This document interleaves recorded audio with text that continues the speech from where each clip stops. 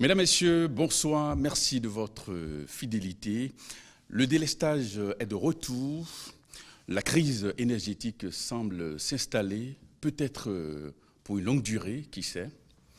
Alors nos compatriotes attendent légitimement des réponses urgentes et novatrices à cette nouvelle crise. Mais quelles sont les marges de manœuvre du nouveau pouvoir? À quand le bout du tunnel? Autant de questions que nous allons ce soir poser à M. Jean-Claude Ossou. Il est le nouveau ministre de l'Énergie, de l'Eau et des Mines. Monsieur le ministre, bonsoir. Bonsoir, monsieur. Merci de m'accueillir. Oui, avant de vous donner la parole, nous allons faire un tour à la régie pour essayer de présenter la situation. Des ouvriers désœuvrés, des outils de travail à l'arrêt. Dans cet atelier de menuiserie aluminium, le délestage a pris ses quartiers. Ça nous crée énormément de problèmes et ça nous crée des manques à gagner d'ailleurs. Parce que nous, depuis le matin, on attend le courant et on n'a pas le courant pour fonctionner. Donc les clients nous attendent aussi. Vous voyez, il y a des marchés qui sont là, mais on n'a pas le courant pour pouvoir travailler. Alors quand on met le groupe, ça n'arrive pas à subvenir à tous nos besoins. Donc on attend tout le courant. Et ça aura forcément des répercussions, n'est-ce pas, sur l'économie du pays, parce qu'il faut travailler pour pouvoir subvenir aux besoins de l'entreprise, aux besoins, aux impôts, tout ça là. Donc on a vraiment des difficultés pour fonctionner. Plus loin, l'ardeur de ces travailleurs du fer s'est émoussée. Toujours en cause, les coupures intermittentes de l'énergie électrique. À 8 heures du matin, nous avons pu avoir de l'énergie électrique, mais plus rien après. C'est seulement à 14 heures que c'est revenu. Et depuis, chaque 30 minutes, nous sommes confrontés au délestage. Or, vous savez, il n'y a pas d'activité et le peu que nous trouvons, nous avons du mal à honorer notre engagement. C'est difficile, cette situation. Depuis plus d'une semaine, le calvaire des populations est palpable. Activité économique au ralenti. Dans les domiciles, ce n'est pas non plus la joie. Le soir, on a besoin du vent et puis on a besoin aussi de regarder la télé. Les enfants aussi ont besoin d'étudier avec l'électricité. Voilà, donc c'est amer vraiment. Et dans cet atelier de coiffure, les tondeuses n'échappent pas non plus au diktat du délestage. Les actifs d'hier deviennent quasiment oisifs. Ça, c'est un véritable enfer. On n'a pas l'énergie, on ne travaille pas, mais voilà, les factures de la SBE, chaque fois, là, sont gonflées. Hein, les factures sont gonflées et c'est ce que nous vivons. Sérieusement, on est cassé. Sérieusement, on est cassé. Hein, et c'est comme si, bon, nous, les ouvriers, on est oubliés de la société. Hein, c'est comme si on est oubliés de la société. Nous coiffons des DG, hein, des personnalités politiques. Quand on échange avec eux, le seul mot, c'est que ça va s'arranger. Ça va s'arranger, mais jusqu'à quand? Pourtant, une lueur d'espoir semblait promise aux Béninois depuis la visite le 9 avril dernier des installations de la SBE par le ministre de l'Énergie. Ce que j'ai noté, c'est que j'ai visité une centrale que j'appelle un musée, parce que l'ensemble des moyens de production sont à l'arrêt depuis des années. C'est la première fois que je vois ça dans ma vie. Et je veux que tout le monde se mobilise là-dessus, mais avec un langage de vérité qu'on doit aussi avoir, parce que tout n'est pas possible ici et maintenant. Il y a des actions rapides qu'on pourra mettre en œuvre, mais il y a des actions au long cours qui ont besoin du moyen et long terme. Depuis, le délestage et son cortège de désolation règnent en maître. Jusqu'à quand? La grosse interrogation demeure. Alors, Monsieur le ministre, vous venez de suivre cet élément. Le pays est dans le noir. Alors, que faire? Alors, qu'est-ce qui explique aujourd'hui, quels sont les éléments à votre disposition qui expliquent ce retour du délestage? Merci beaucoup pour votre question. Je crois que les images qu'on vient de voir sont poignantes et sont sans commentaire. Je tiens d'abord à vous remercier de m'accueillir sur votre plateau et je profite de l'occasion pour féliciter la fonction de journalisme que vous exercez, parce que ce n'est pas un travail facile. C'est grâce à vous qu'on peut savoir ce qui se passe.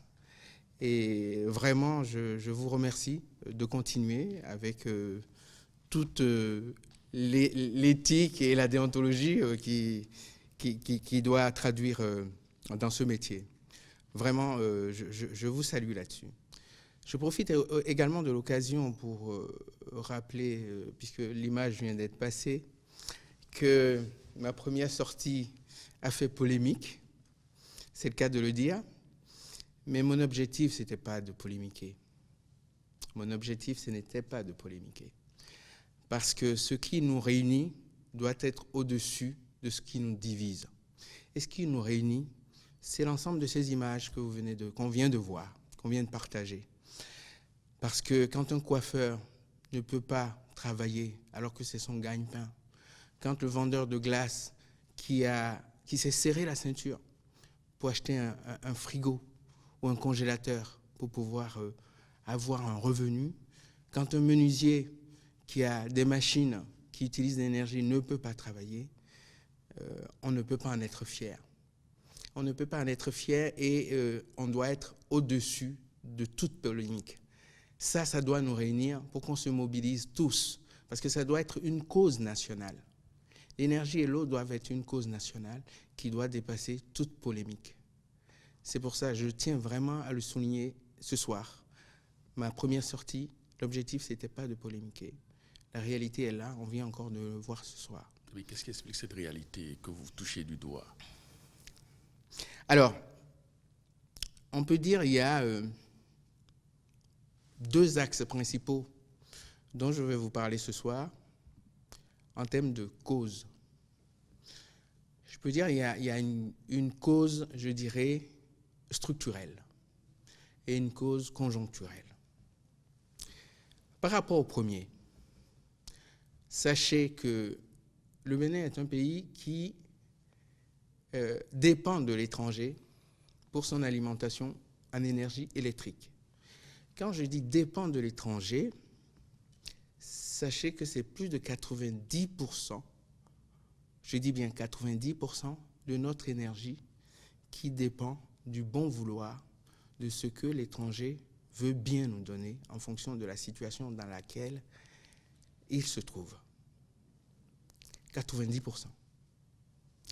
Et ces 90%, ça veut dire qu'on n'a pas la main dessus. C'est une question de souveraineté nationale. C'est-à-dire, dans le domaine énergétique, on n'a pas cette souveraineté nationale.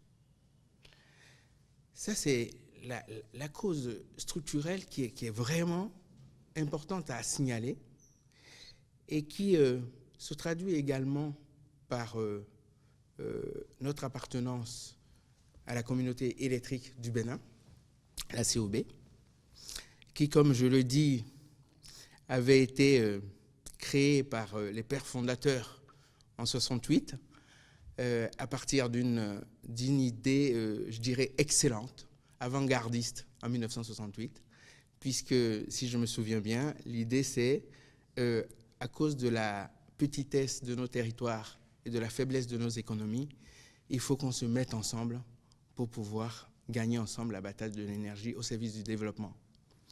En 68, je dis, c'était avant-gardiste. C'était extraordinaire. Mais aujourd'hui, on est en 2016. On est dans l'intégration régionale. Le Bénin a la chance d'accueillir le WAP, le Pool ouest-africain d'énergie. Donc, il faut que cette dimension régionale se traduise maintenant dans la façon d'approcher ces réalités qui nous permettent de pouvoir donner à tout moment et de qualité de l'énergie et l'eau. Puisque, comme j'ai pu le dire à ma première sortie que vous avez touchée de nouveau, c'est que l'eau a besoin d'un intrant qui est l'électricité. Cette électricité, les installations en eau, on a la chance d'avoir de bonnes installations en eau. Le gros défaut, c'est notre défaillance électrique. Ces installations ont besoin d'électricité, non seulement pas en quantité, mais aussi la qualité de l'énergie qu'on leur amène pour pouvoir continuer à produire en toute sécurité et pour servir à tout moment les Béninois. Quand on se lève le matin et qu'on veut se laver et que le robinet, il n'y a rien, c'est vraiment désagréable. Et ce n'est pas digne d'un pays comme le Bénin, parce qu'on peut faire mieux. On peut faire mieux. Et c'est la volonté du nouveau gouvernement de tout mettre en œuvre pour faire mieux dans ce domaine.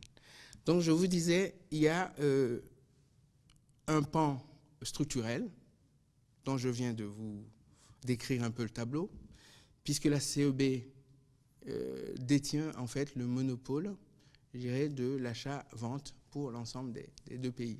Donc vous voyez un peu par rapport à l'intégration régionale maintenant dont je parle, qui permettrait en fait d'élargir l'assiette d'approvisionnement et de distribution. Et le deuxième point, c'est il y a un aspect conjoncturel. Un aspect conjoncturel qu'il faut noter, c'est que, premièrement, on a certains moyens de production, en tout cas la CEB possède certains moyens de production qui fonctionnent au gaz. Depuis un certain temps, le gazoduc ouest-africain a été, je dirais, attaqué par des gens, je ne sais pas qui, et ont endommagé ce gazoduc qui ne fournit plus du gaz aux installations de la CEB qui sont censées nous apporter de l'énergie. Autre point structurel, conjoncturel, c'est que concernant les centrales hydrauliques, nous sommes dans une période aujourd'hui, mars-avril, de forte chaleur, de sécheresse en fait qu'on dit dans le langage d'hydraulicien, qui fait que la quantité d'eau au niveau des barrages hydroélectriques est à la baisse, qui fait que la quantité d'énergie produite par ces installations, que ce soit à Nangbeto, que ce soit au Ghana, les installations hydroélectriques du Ghana, nous fournissent moins d'énergie aujourd'hui. Mais quand je fais la somme des deux, ce qui importe de savoir, c'est ce que vivent nos compatriotes au quotidien. Quand vous attendez, puisque vous dépendez quasiment totalement de l'étranger, et qu'on attend 120 mégawatts, ou même 200 parfois, du Nigeria, et 50 mégawatts, par exemple, du Ghana, et que tout d'un coup, il y a zéro au compteur des deux côtés. Zéro au compteur des deux côtés. On peut incriminer nos fournisseurs, qui ont certainement aussi leurs problèmes, et on n'est pas forcément leur priorité, et pour cause. Donc ça, c'est une difficulté réelle. Je donne un exemple, le 9 avril, c'est ce qui est arrivé.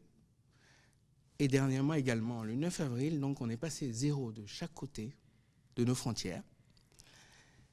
Et non pas qu'on avait nos yeux pour pleurer, mais on avait des installations qui ont été louées, des groupes, dits Agrico et Emery, d'équivalent de 80 mégawatts, qui normalement sont censés assurer la fourniture, la continuité de fourniture, en tout cas dans une période dégradée, ne serait-ce que pour un temps. Il se trouve que techniquement, ces groupes ont été installés de manière à ce que, pour les utiliser en appui, en secours d'une dégradation de la situation, il leur faut une source externe d'énergie pour alimenter leurs éléments auxiliaires avant que ces groupes ne démarrent. Donc, vous voyez que dans cette situation, on peut avoir des groupes installés qui peuvent ne pas fonctionner et qui n'ont pas fonctionné parce qu'on n'avait rien d'ailleurs pour essayer de faire fonctionner ces groupes. Donc, voilà autant d'éléments qui montrent que nous sommes plus que dépendants de l'étranger, conjoncturellement, et qu'un des axes d'amélioration, c'est de pouvoir travailler pour qu'à terme, on puisse avoir suffisamment de capacité propres à nous qui rentreraient dans notre souveraineté énergétique. Alors, Monsieur le ministre, ce discours que vous venez de tenir, on l'a entendu plusieurs fois dans ce pays, mais seulement on n'est pas passé des discours aux actes. Alors, vous avez dit que vous êtes là pour faire mieux. Concrètement, en termes d'actes concrets, qu'est-ce que vous comptez faire à court terme pour, à défaut d'enrayer ce phénomène, de réduire sa nuisance? Je suis là pour faire en sorte, avec l'appui de tous, puisque ça doit être une cause nationale, avec l'appui de tous, pour faire en sorte d'améliorer ce domaine. Quand je parle de ce domaine, je pense à l'électricité, mais aussi à l'eau. Vous vous souvenez que le chef de l'État, dans son discours d'investiture, a rappelé, a affirmé que l'eau et l'énergie doivent dorénavant être des droits inaliénables dans ce pays. C'est à ça qu'on va s'attacher. On va s'attacher vigoureusement à cela. Comme je disais à ma première sortie, il n'y aura ni samedi ni dimanche. Et dans l'immédiat, qu'est-ce que vous faites? Je vais y arriver. Il n'y aura ni samedi ni dimanche.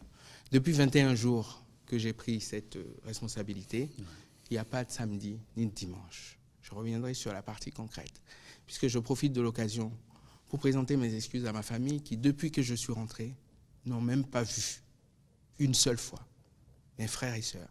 C'est pour vous dire à quel niveau d'investissement je suis complètement sur cette tâche qui m'a été confiée par le président. Ils auront le temps de vous voir, c'est certain. J'espère.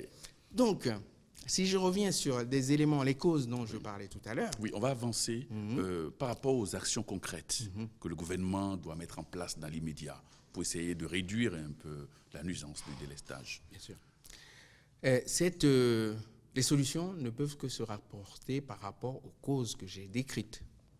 Logique. Oui, et quelles sont ces solutions novatrices que le gouvernement entend mettre en place? Je ne sais pas si c'est novatrice ou novateur. Oui, parce qu'on a pratiquement tout essayé déjà dans le pays avant ce gouvernement. Et on n'a pas eu gain de cause. Je suis désolé de vous dire que je suis désolé de vous dire que j'ai pas l'historique de ça. Ce que j'ai surtout, c'est les constats que je fais aujourd'hui. Oui, si vous permettez, Monsieur le ministre, il y a déjà des solutions qui ont été, disons, utilisées par le gouvernement défunt. D'ailleurs, à la passation de service, votre prédécesseur, vous mettez la puce à l'oreille. Si vous voulez bien, on va faire un tour à la régie pour suivre cet élément de passation de service.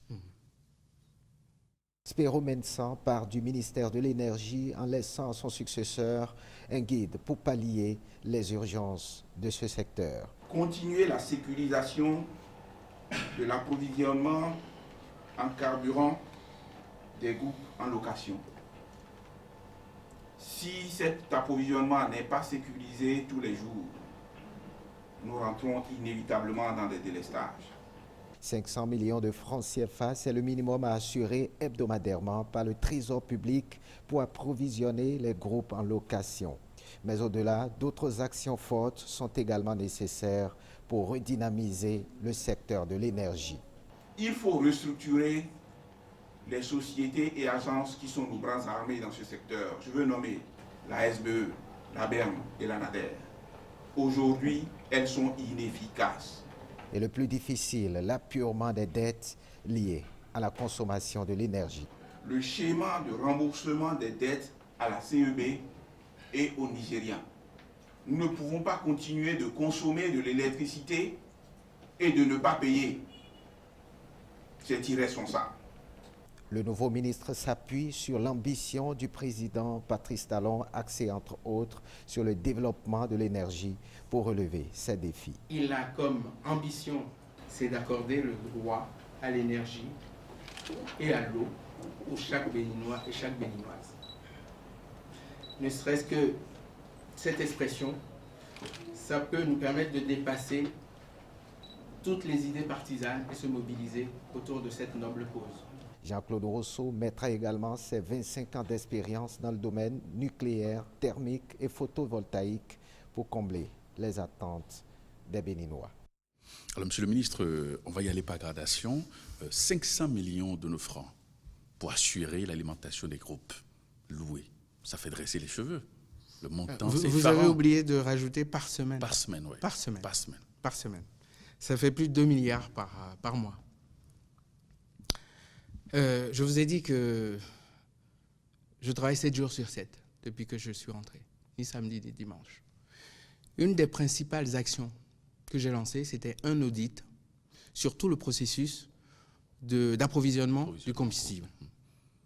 Je remercie au passage l'inspectrice générale du ministère qui a fait un travail avec son équipe formidable, que j'ai beaucoup apprécié. Parce que je ne parle pas que des trains qui arrivent en retard. Quand ça arrive à l'heure, il faut aussi le dire. Et j'ai été surpris du contenu. Il y a eu des malversations dans le montage de ce dossier. J'ai été surpris du contenu parce que globalement, ce que me relate l'inspectrice générale, c'est que le processus peut être largement amélioré. Peut être amélioré dans sa fluidité, mais aussi dans sa capacité à délivrer à l'heure du combustible aux centrales. Je vous donne un exemple. Quand je reçois tous les jours, et c'est une exigence que j'ai demandé au directeur général de la SPE2E, quand je reçois tous les jours l'état du parc de production, y compris ceux qui viennent de l'étranger, puisque je vous ai dit 90% viennent de l'étranger, je reçois également l'état de stockage sur toute l'étendue du territoire en termes de combustible. Et j'ai déjà vu à des endroits où on a 0 litre de disponibilité. Je me dis, si on se contente des choses comme ça, on continuera à avoir des délestages que je caractériserai de crétins. C'est que c'est pas une complexité. Il faut que le combustible soit disponible à l'endroit où il faut, quand il faut.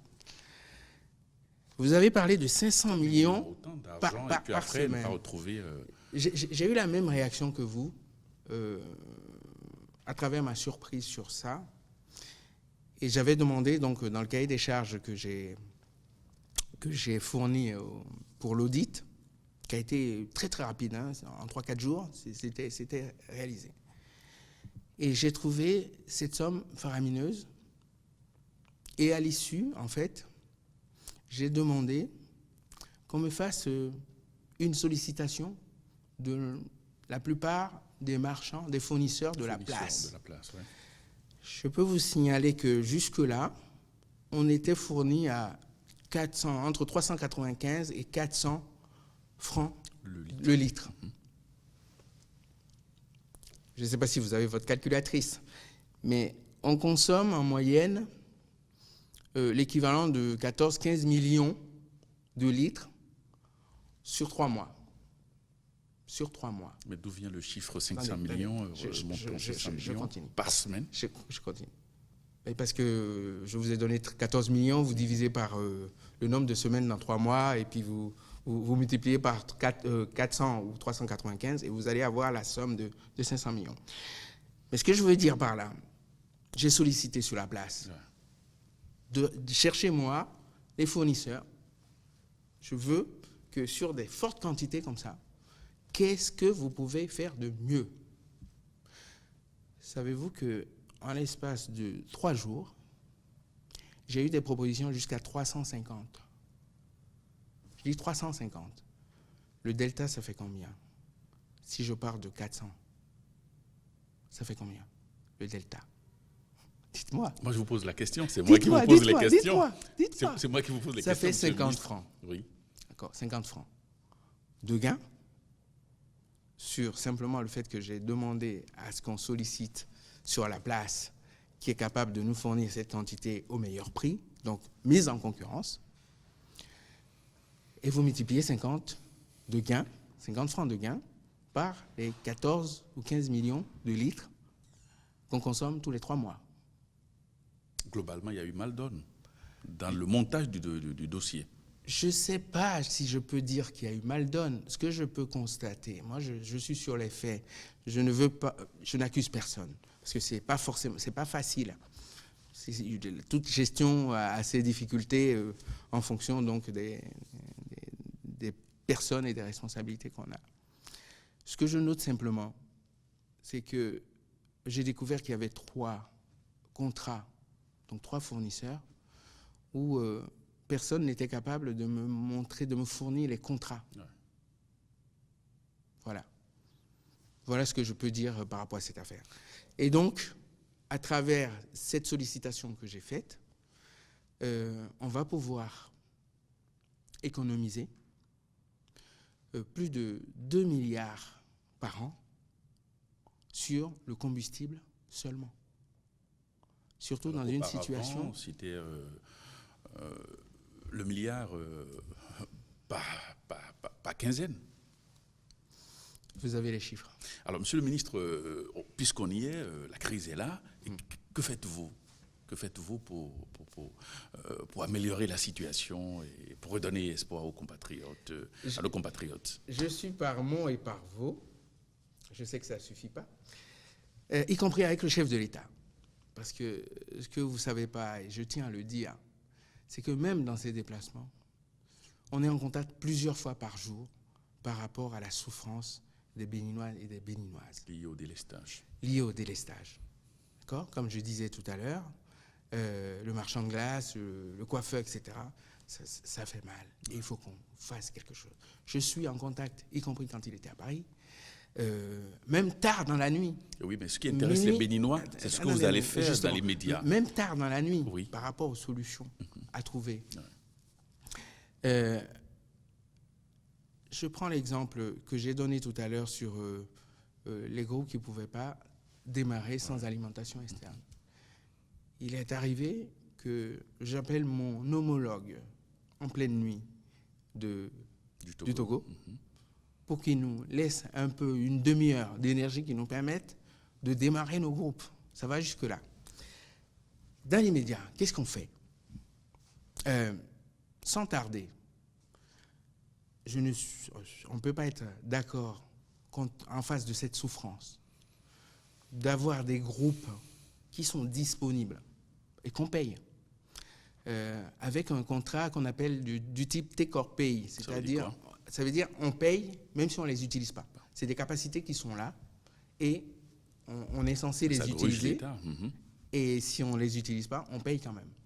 Donc, il faut faire en sorte que ces groupes puissent nous servir réellement quand on a besoin, en toutes circonstances, sans forcément attendre de l'extérieur l'hypothétique énergie qui nous permettra de démarrer ces groupes.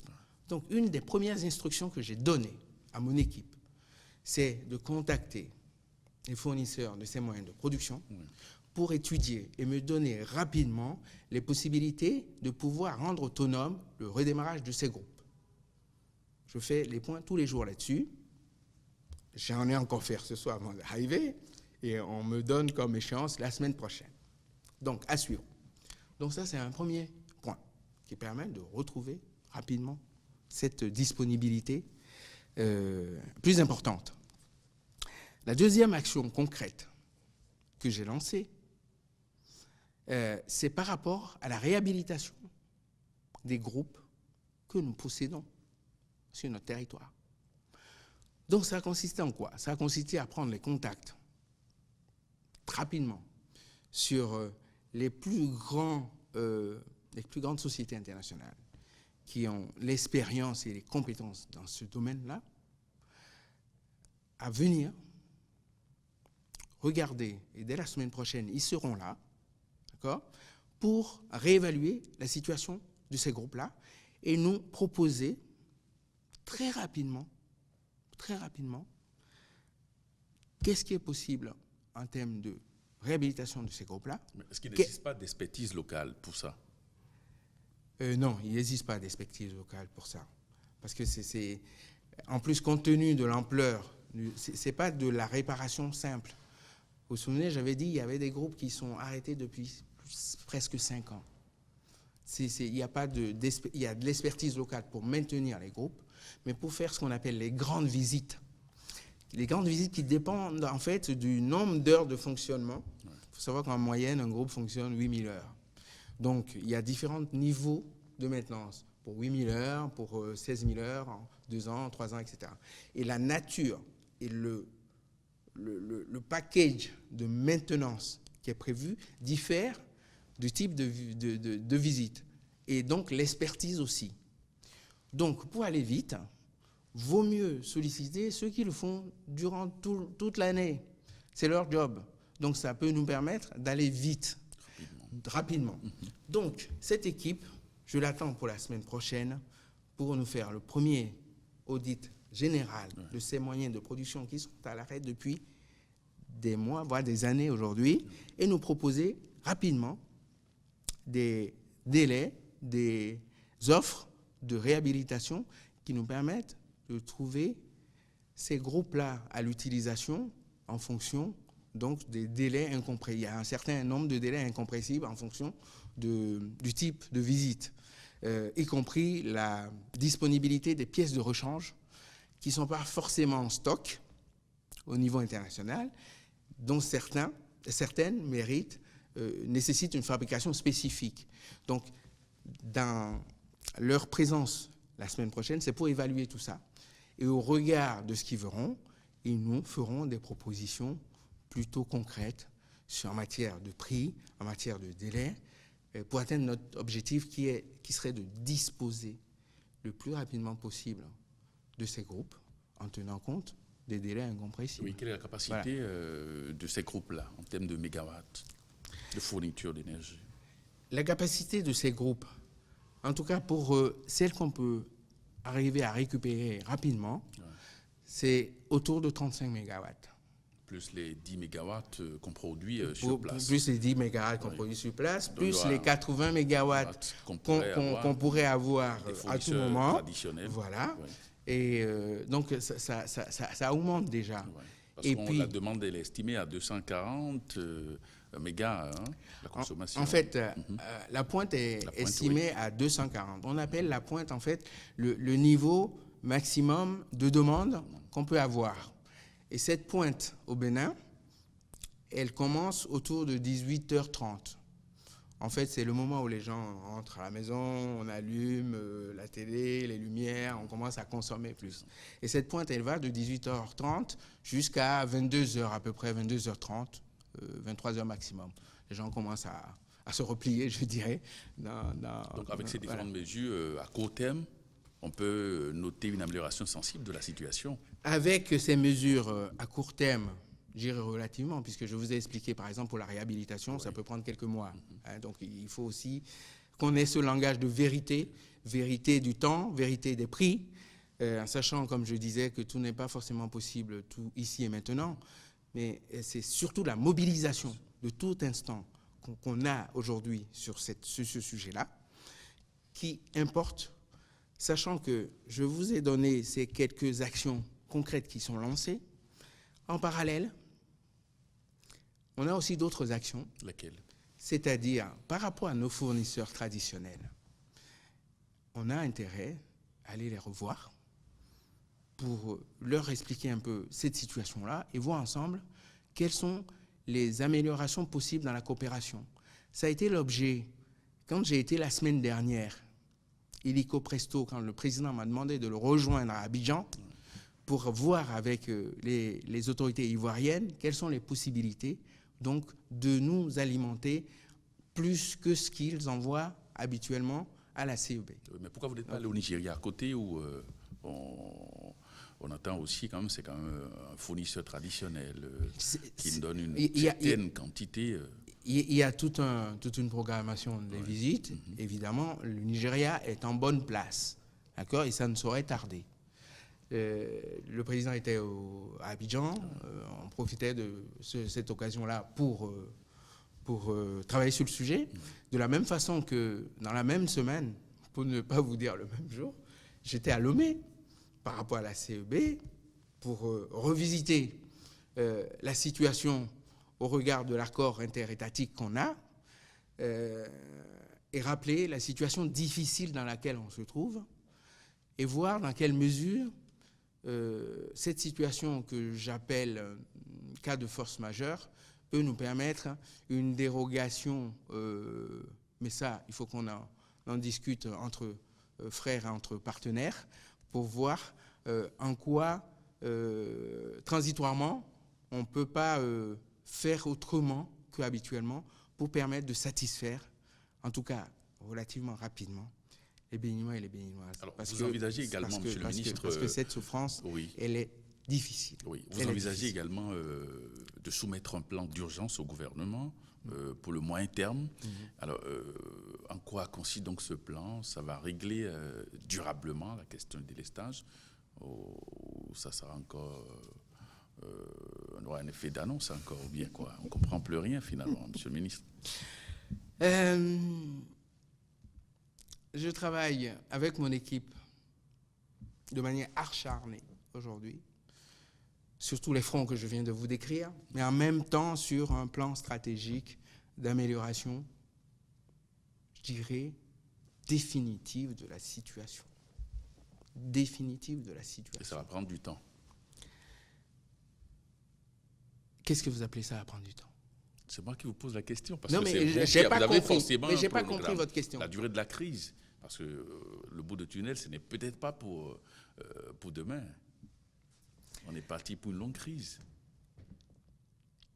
Je vous ai dit que je suis en train donc de travailler sur un plan stratégique avec des actions à court terme, à moyen terme et à long terme. Le long terme doit nous permettre de sortir définitivement de cette difficulté. Le long terme, il peut être même le quinquennat. Parce que si je prends l'exemple de la construction... C'était le cap quand même que le président s'est donné au bout de son quinquennat, régler définitivement la question. Je vous confirme qu'au bout du quinquennat, j'y crois et j'y travaille jour et nuit pour ça. Ce sera définitivement réglé avant la fin de ce quinquennat. On est là, définitivement. on est là pour apprécier. Vous pouvez noter quelque part, et je peux prendre l'engagement devant vous et devant le peuple béninois, et de passer, j'irai régulièrement, vous rendre compte de comment les choses avancent. Les Béninois sont devenus dubitatifs en disant leur promis réglé définitivement, mais bon, c'était quasiment un fiasco, parce que là, après 10 ans, on en est encore à parler du délestage. En moins de 5 ans, on va régler ça. Ça vous étonne? Avec vous? On prend date. On est là pour apprécier. On prend date, si vous voulez. En tout cas, monsieur le ministre... si vous voulez. Oui, mais bon, on ne va pas organiser un spectacle ici. Mais bon, on va évoluer dans cet entretien. C'est vrai, nous avions parlé des mesures à court, moyen et long terme. Oui. Alors, globalement, quelle est la vision, quelle est la politique du gouvernement en matière d'énergie? Du moins, une politique que vous envisagez mettre en place. Donc, vous ne voulez vraiment pas me laisser terminer mon plan stratégique? C'est ça? Non, moi, je vous pose une question. Non, je viens de vous dire qu'en plus des mesures court terme, on a un travail conséquent sur le long terme, moyen-long terme, qui est censé donc répondre définitivement à cette difficulté, cette souffrance que le peuple béninois endure aujourd'hui. Vous voyez, je vous ai dit tout à l'heure qu'il y a du temps et des actions. Des actions au service du temps et au service de l'efficacité, donc des résultats. Moi, j'ai accepté de prendre ces responsabilités-là pour avoir des résultats. Et si je ne les ai pas, je serai le premier à le faire savoir à mon patron, chef de l'État, en lui disant que je suis désolé, je ne suis pas capable de le faire. J'ai accepté parce que je me sens capable de le faire. Et je vous le dis haut et fort aujourd'hui, qu'avant la fin de ce quinquennat, le problème du délestage sera définitivement réglé. Alors, vous êtes allé sur le terrain, vous avez visité plusieurs sites, notamment Maria Gleta, vous avez eu connaissance des projets comme Dogobis, Adirala et tout ça. Comment est-ce que vous comptez intégrer tous ces différents projets qui existent déjà dans votre plan stratégique que vous appelez de tous vos voeux? Et ils sont forcément intégrés. Ils sont forcément intégrés puisque un des axes principaux, c'est d'augmenter la capacité, notre capacité de production. Et tout projet qui est de nature à nous permettre d'atteindre cet objectif de manière, je dirais, régulière, c'est-à-dire qui a l'aval de l'autorité de régulation, validation de marché, etc., sauf en sachant qu'on peut avoir des situations d'urgence qui nécessitent des fois une dérogation, mais en cohérence avec les institutions du domaine, sont les bienvenus. Ça ne peut être que le complément des choses qu'on a en vue de faire. Je prends Adirala. Ça a été pendant longtemps un serpent de mer, mais on est plutôt au bout du tunnel du début. Absolument. Ça a été bien lancé. C'est un projet de 147 mégawatts, d'une valeur à peu près de 265 milliards de francs CFA. Et tous les montages sont en bonne voie pour pouvoir démarrer.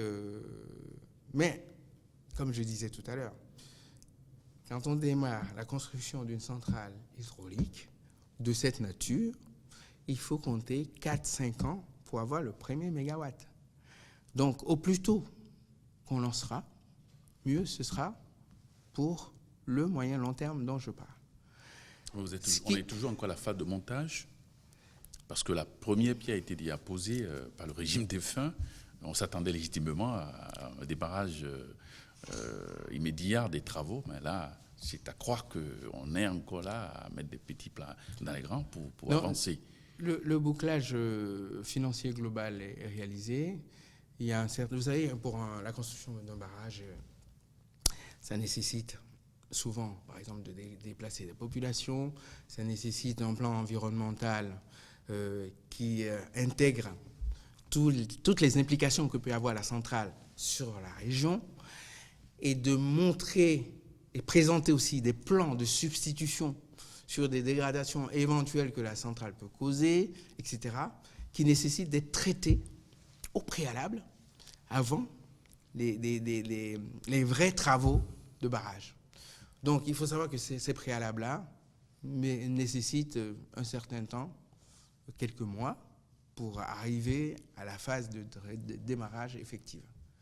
Donc, vu d'aujourd'hui, 4-5 ans pour avoir le premier mégawatt de Adirala. Voilà. Okay. Alors, Monsieur le ministre, c'est vrai, vous aviez dit d'ici 5 ans, on pourrait sortir définitivement de cette situation qu'on est aujourd'hui. Les gens veulent bien savoir quel sera probablement le temps de la souffrance. Parce qu'au sorti de cette émission, les Béninois voudraient bien être fixés sur la fin du délestage, ou du moins une amélioration de la situation. Donc la question c'est ? Je vous pose la question, justement. Oui, mais la question c'est, est-ce que vous avez fait une affirmation ? À quand la fin ? À quand la fin ? À quand la fin ? Oui, justement. Je vais vous faire une annonce. Je vais vous faire une annonce. Devant les Béninois, les Béninoises. On fêtera les fêtes de fin d'année avec de la lumière. Fin décembre. On fêtera les fêtes de fin d'année avec de la lumière présente. Il y aura plus de délestage. On fêtera la fête de fin d'année avec de la lumière. Les Béninois ont suivi, Monsieur le ministre. Voilà. On va retourner à la régie pour suivre votre première descente qui a fait polémique. Vous êtes allé également dans le secteur des installations de la SONEB, la SBE. On va suivre, vous aviez en son temps parlé de musée, un caractère muséal à ces installations. On va regarder l'élément. Là, je suis en colère. Sans embâche, le ministre de l'Énergie, de l'Eau et des Mines exprime son mécontentement. Les infrastructures de production et de traitement d'eau de Vedoko à Cotonou et Godomé à Calavi ne sont pas rassurantes à ses yeux. Je vois qu'on peut alimenter la population, mais il y a des risques de rupture d'approvisionnement à tout moment. On est en flux tendu. On n'a pas de réserve stratégique. S'il arrive un pépin ou une difficulté dans le fonctionnement actuel, on va délester ou on va couper de la population. Ce n'est pas ça qu'on nous a demandé. 60% de la production de l'eau au niveau du Bénin est utilisée à Cotonou. Mais le grand risque, c'est que pour produire l'eau, pour traiter l'eau, pour stocker l'eau, pour transporter l'eau, vous comprenez qu'il y a un intrant indispensable qu'est l'énergie électrique. Justement, au niveau énergétique, la situation est plus alarmante. Ça fait 3 ou 4 ans. 3 ou 4 ans, les groupes sont à l'arrêt. C'est normal qu'on ait du délestage. On continue. 4 groupes de la centrale thermique d'Akwakwa à Cotonou, d'une capacité de production de 28 MW, sont hors service, faute de maintenance. Il en est de même pour la sous-station de Porto Novo, où 4 groupes sur 6 sont à l'arrêt. Ce que j'ai noté, c'est que j'ai visité une centrale que j'appelle un musée. C'est la première fois que je vois ça dans ma vie. Vous voyez, d'un côté, on dépense des milliards pour louer des groupes. Depuis combien de temps? Depuis juillet 2014. D'accord. Alors qu'il nous faut simplement 10 milliards pour réhabiliter une trentaine de mégawatts. Il n'y a pas de samedi, il n'y a pas de dimanche, si ça concerne le bien-être des Béninois. Et je veux que tout le monde se mobilise là-dessus. Avec à son actif une lourde expérience dans les centrales nucléaires, thermiques et les photovoltaïques, le ministre de l'Énergie, de l'Eau et des Mines dit être dans son élément. Des actions à court et à long terme sont donc prévues pour soulager les populations en matière d'eau potable et d'énergie. Alors, M. Jean-Claude Oussou, la SBE et la SONEB, deux sociétés qui fournissent de l'eau et puis qui distribuent l'électricité. L'eau et l'électricité vont de pair. La situation de délestage, la fourniture en eau potable est également compliquée, difficile aujourd'hui. Alors, dites-nous, quelles mesures, quelles options faites-vous par rapport à ces sociétés pour les rendre plus efficaces, notamment la SBE d'abord? Vous avez bien fait, je vous en remercie d'ailleurs, d'associer les deux éléments, l'électricité et l'eau. L'électricité et l'eau, c'est la vie, c'est le développement, c'est le bien-être de nos populations. Et chaque fois, je dis bien chaque fois, qu'il y a une pénurie d'un ou de ces deux éléments, c'est une souffrance. C'est une souffrance que j'aimerais qu'on partage de manière à ce que ça soit au-dessus de toute polémique. Comme je vous disais au départ, j'ai même envie de dire que ça doit être notre cause commune. Il faut ne pas paraphraser un parti qui existait ou qui a eu existé. Ça doit être notre cause nationale, une cause nationale. Et donc, vous voyez que quand il manque de l'électricité, c'est l'eau qui en pâtit. Et finalement, la population en manque, et en manque des deux. Même si aujourd'hui, par rapport à la visite terrain que j'ai faite, j'ai vu au niveau des installations de la SONEB, ce sont des installations récentes, et que la vraie difficulté, c'est l'intrant énergie de qualité et de quantité. Vous m'avez parlé de la SBE. Je profite d'ailleurs de l'occasion pour remercier nos appuis internationaux. Je veux parler de MCA avec le deuxième compact, voilà, qui a l'équivalent de près de 400 millions de dollars dans l'énergie, et qui, un des axes est effectivement d'améliorer le cadre réglementaire et la réforme du secteur. La réforme du secteur, ça passe également par la réforme de la SB2E. Je parle de l'ouverture de capital ou la privatisation. Je parle donc de MCA, je parle évidemment de nos appuis traditionnels, l'AFD, l'Union européenne, j'en oublie certainement. Mais en tout cas, les premières visites que j'ai eues au ministère, les gens qui sont, les amis traditionnels qui sont venus me voir, m'ont garanti leur appui total pour nous aider à avancer.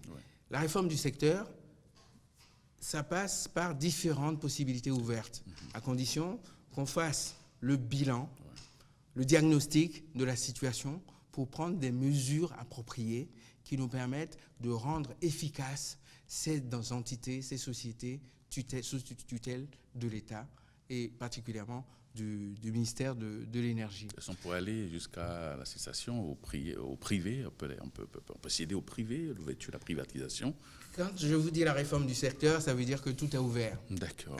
Si le diagnostic montre que la solution la plus appropriée est ce que vous dites, on regardera. Vous n'avez pas envie de lâcher le mot, peut-être privatiser? Je vous dis que toutes les options sont ouvertes. Alors, Monsieur le ministre, nous sommes pratiquement au terme. Oui, mais je ne finirai pas sans dire que côté mines et pétrole... Oui, on aura le temps de revenir dans le cadre de notre plateau. D'accord, on pourrait il faut également savoir aller que c'est quelque chose qui me tient beaucoup à cœur, surtout par rapport aux visites terrain que j'ai effectuées dans ces domaines-là, où il y a beaucoup de choses à faire. Et ça me tient également à cœur, même si la priorité ici et maintenant, c'est d'offrir l'électricité et l'eau pour atténuer la souffrance de notre peuple. Oui. Alors, Monsieur le ministre, nous sommes pratiquement au terme de cette émission. On espère que nos compatriotes ont eu l'électricité à la maison et qu'ils nous ont suivis. Vous avez certainement un mot à leur endroit, parce que nous sommes quasiment à la fin. Vous dites que fin décembre, on pourrait bien avoir l'énergie en quantité et en qualité. Un mot de la fin.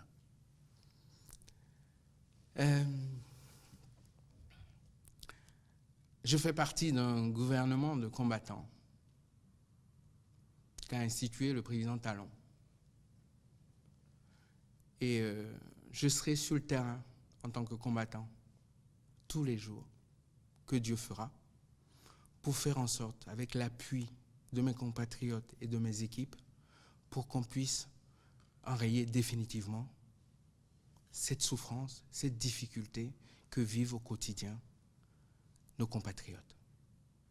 Et ça doit dépasser, je répète encore une fois, toutes les polémiques.